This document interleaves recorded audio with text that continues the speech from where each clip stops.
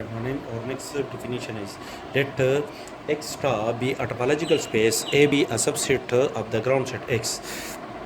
This is the ground set X, and this is a set A, which is a subset of the ground set X.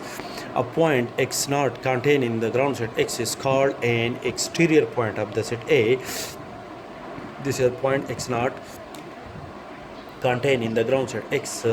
This point X naught is called an exterior point of the set A if there exists an open set G in the topological space X star such that the point X naught is contained in the open set G, and the open set G is a subset of a complement. That is, this area is the A complement, which is the complement of the set A.